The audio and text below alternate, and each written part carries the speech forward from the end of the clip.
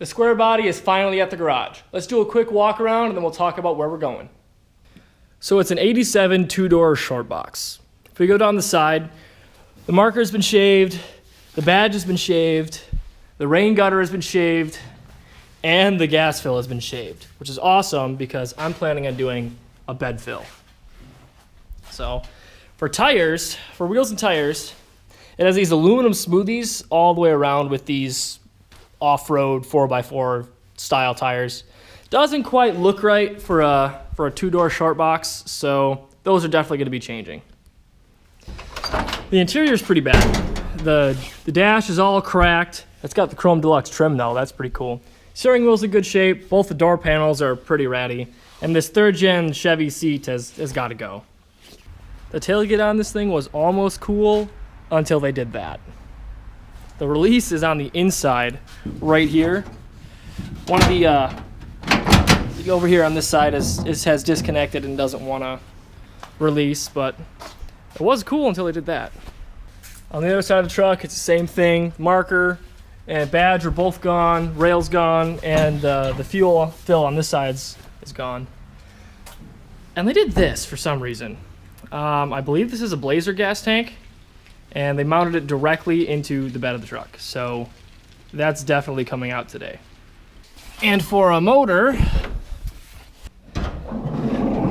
it doesn't have one. But that's where things get fun. Now let's talk about what we're gonna do to this thing.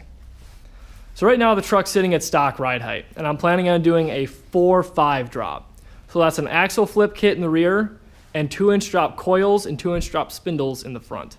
These wheels and tires don't look awful, but they just don't quite fit what I want to do with this truck. So for the meantime, I'm probably going to find a set of original rally wheels or something along the lines of that. But down the road, I might take and put on a set of American racing wheels if I can get them set up here. Have a wheel, something like that.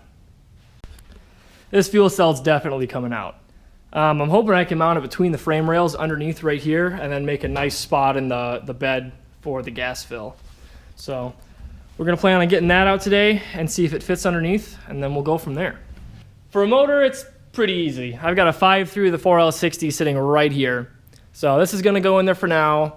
We're gonna pull the trans apart, new main seals front and back. I'd like to put an 1800 or a 2200 stall in it because I plan on putting a cam in this thing later. But that's going to be down the road a ways, so we'll see what happens. The interior is pretty much going to go back to stock, except for the dash. So I'm planning on trying to put a 3rd gen Chevy truck dash in there, probably one out of an Escalade with trans temp, so I can run all the gauges directly off the ECM and not have to do anything fancy. But that's going to be some major fab work, but I think it's going to add to the overall appeal of the truck. All right, let's get to tearing some stuff down.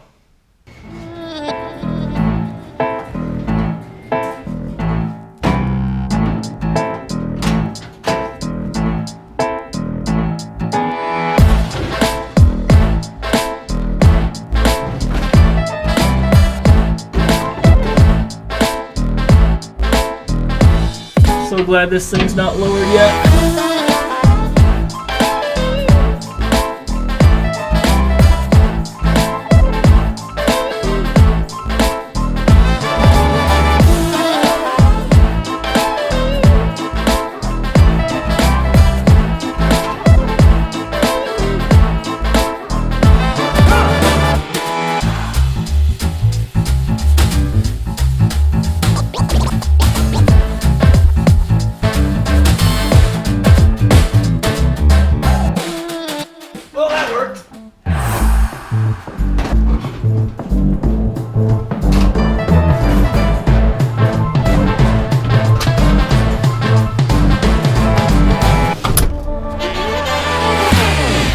So we've got the seats from the newer Chevy out of the truck.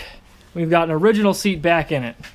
So it's got a couple wears and tears, but it's in pretty good shape for how old it is.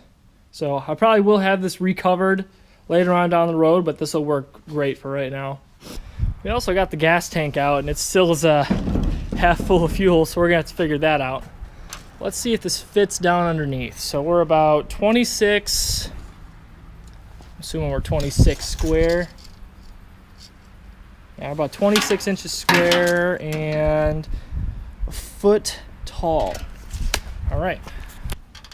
It's 27 from a rear support forward. I guess to the back of this here.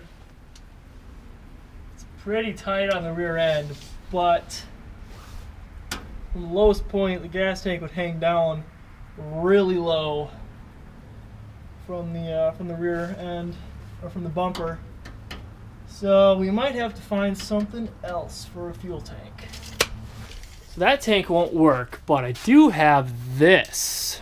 So this one is 8 by 21. This looks awfully wide. By 32. Well, let's pull it out and see.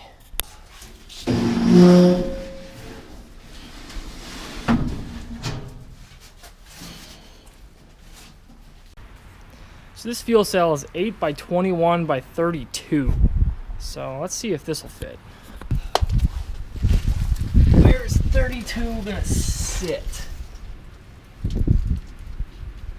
So it would sit on top of the frame rail. You'd have a lot more room this way to clear the rear end. Again, we'd be sticking down about here, 8 inches below the frame. That's not gonna fly either. I guess we're gonna have to see what we have that we can buy or have one custom made. I'm gonna have to look into getting a fuel cell for this thing. I've got the axle flip kit already. We're gonna be getting the drop spindles and drop coils, so hopefully we'll be lowering this thing soon and get a fuel tank figured out. Until next time, thanks for watching. Let's swap the world.